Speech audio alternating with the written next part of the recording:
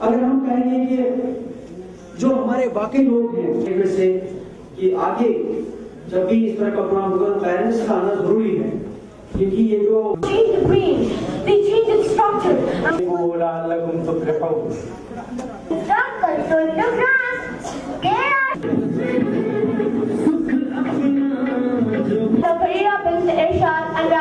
के बाद इन्हीं की मीटिंग रखी हुई है कि एक तो यही जो टेम्पररी जो कलेक्शन सेंटर्स है, collection centre all process should be completed ताकि फुल मेट्रोलाइजेशन उनको हम बाद में मेंटेनेंस के लिए वो आपके ग्रुप से मांग है और हो रही है। इसमें हमारी वाटर बॉडी खराब हो रही है। ऑनरेबल हाई कोर्ट यार्ड के पास छोड़ दे, अगर ये विद इन लोकलिटी है, बस्ती में है, अगर आपके कलेक्शन है यस सर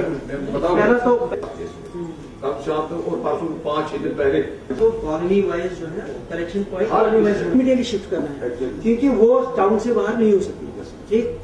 दूसरा ये है कि वो जब प्राइस तो हम कोशिश करते थे यहाँ से भी